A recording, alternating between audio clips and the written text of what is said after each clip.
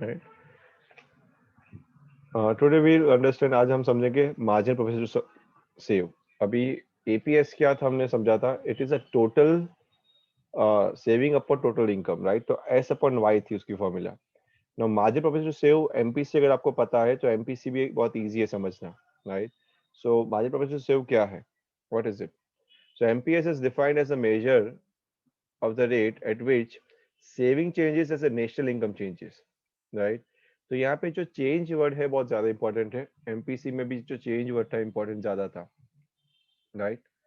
तो सिंबॉलिकली हम कैसे बोल सकते हैं उसको, it is change in S upon change in Y. जैसे वो एमपीसी में भी क्या था, change in C upon change in Y, वैसे।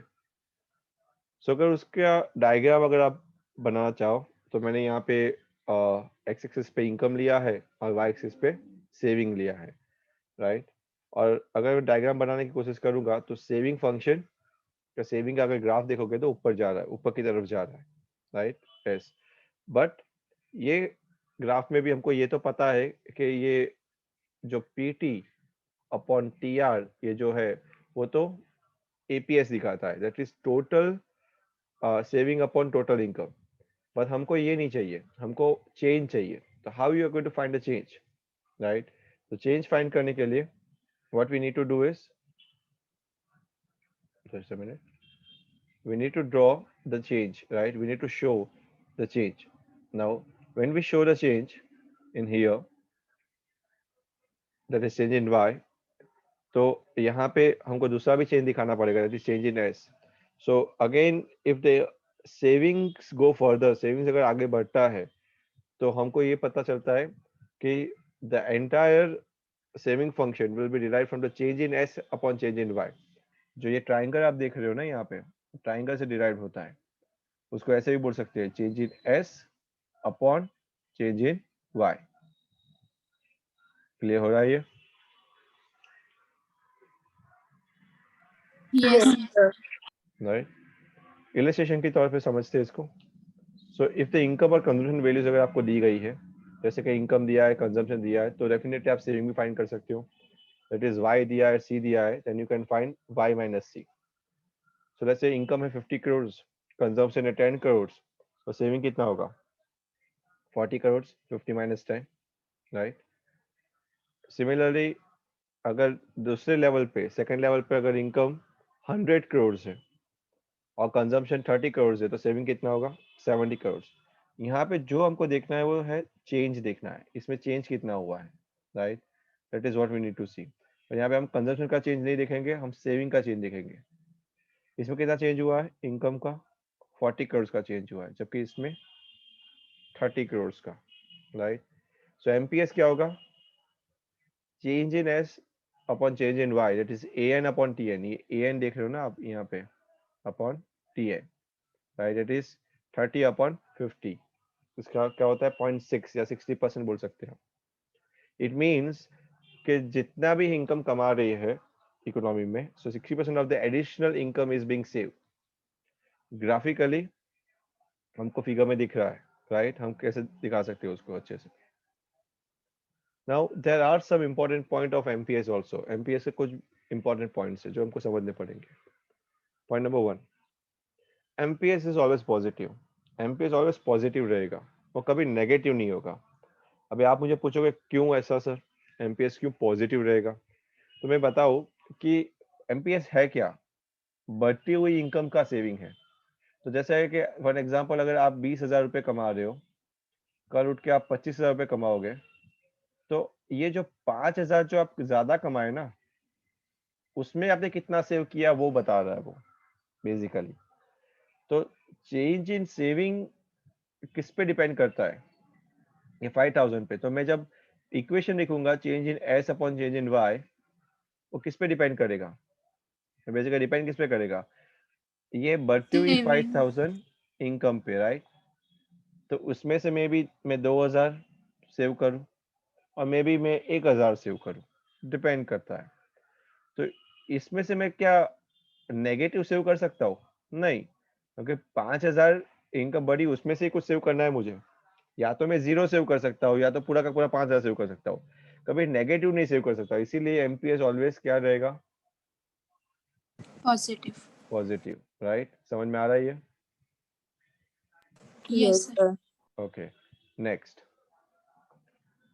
MPC varies between 0 and 1। MPC 0 और 1 के बीच में वेराई करेगा ऑलवेज, राइट? जैसे मैंने बोला कि अगर 5,000 अगर आपकी इनकम बड़ी है तो या तो 5,000 का 5,000 पूरा अगर खर्च लोगे आप तो इक्वेशन क्या आएगा, 5,000 पर 5,000 यानी 1 हो जाएगा।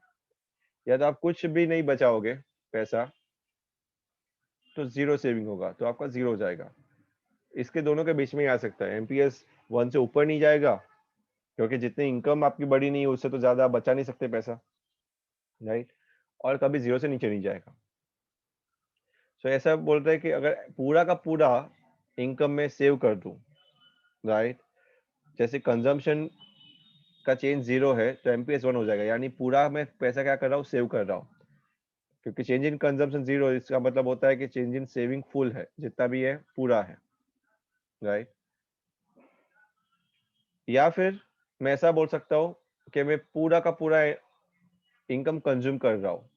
अगर कंज्यूम पूरा इनकम कर रहा हूँ तो चेंज इन सेविंग क्या हो जाएगा, 0। मैं पूरा का पूरा खर्च कर दिया तो, राइट? तो इसीलिए MPS क्या हो जाएगा, 0। क्लियर है ये? Yes sir. Okay, last. Relationship between MPC and MPS, ये दोनों के बीच में रिलेशनशिप क्या है, MPC और MPS? और ऐसे ही हम देखेंगे APC और APS के बीच में क्या रिलेशनशिप है। MPC और MPS ऑलवेज 1 होता है। कैसे? तो this will always hold because MPC is always positive and less than 1। MPC always positive और 1 से कम होता है, राइट? तो MPC अगर ऐसा होता है तो MPS को भी ऐसा ही होना है, राइट? MPS भी पॉजिटिव और लेस देन 1 ही होगा, राइट? तो दोनों ही अगर पॉजिटिव और लेस देन 1 हो गए तो दोनों मिला के 1 ही होने चाहिए, राइट? प्रूफ कैसे पता चलेगा कि वो 1 ही होंगे?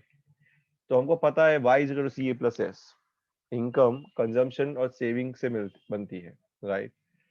तो चेंज इन y क्या होता है, change in C plus change in S। दोनों बाजू चेंज लगा दिया हमने, राइट? अगर हम दोनों को चेंज इन y से डिवाइड कर दें, दोनों बाजू को, तो हमको क्या मिलेगा, change in y upon change in y is equal to change in C upon change in y plus change in S upon change in y। सब जगह पे चेंज इन y से डिवाइड कर दिया हमने। पर हमको पता है कि change in y upon change in y क्या होगा, अगर दोनों कट हो जाएगा तो ये तो 1 हो जाएगा। ये क्या है, यस। ये तो MPC है, change in C upon change in y। और ये क्या है, change in S upon change in y, वो तो MPS है, हमको पता ही है, राइट? तो इसका मतलब ये हुआ कि 1 is equal to MPC plus MPS, यानी वही हो गया ना, MPC plus MPS is equal to 1। उसको अलग लैंग्वेज में ऐसे भी बोल सकते हैं, MPC is equal to 1 minus MPS या MPS is equal to 1 minus MPC। Clear हो रहा है ये, यस सर। राइट? नेक्स्ट ऐसे ही हम देखते हैं APC और APS के बीच में relationship, right? APC plus APS should also be equal to 1, दोनों ही 1 होना चाहिए, राइट? कैसे? This will always hold because APC is always positive and less than 1, क्योंकि APC पॉजिटिव होगा और 1 से कम होगा, right? This APS must also be positive less than 1, इसीलिए APS भी पॉजिटिव होना चाहिए और 1 से कम होना चाहिए, राइट? प्रूफ, उसका ही प्रूफ देख लेते हैं। हमको पता है y is equal to C plus S, यहाँ पे हम क्या करते हैं, y से डिवाइड कर देते हैं दोनों को, तो एक्चुअली हमको मिल जाएगा y अपॉन y तो 1 हो जाएगा, C अपॉन y APC हो जाएगा और S अपॉन y APS हो जाएगा, right?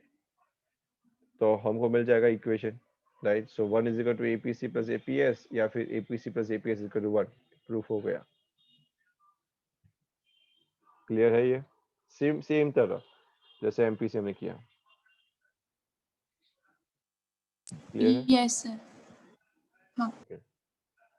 Next, now the last thing, ये आज करना है नहीं, डेरिवेशन हम कल करेंगे। आज आई थिंक डेरिवेशन के साथ ही मैं आपको ग्राफ भी समझा दूंगा, क्योंकि डेरिवेशन के साथ ग्राफ भी आएगा इसका, सेविंग फंक्शन और कंजर्वेटिव फंक्शन का। यहाँ पे हम स्टॉप करते हैं आज के दिन, राइट? बहुत शॉर्ट लेक्चर था, मैं ये सोच रहा हूँ कि आपने एपीसी, एपीएस, एमपीसी और एमपीएस उस पे आप आज पढ़ लीजिए उतना ही। हम कल वापस सेशन रखेंगे, पर उसमें थोड़ा डिटेल में जाऊंगा मैं, राइट।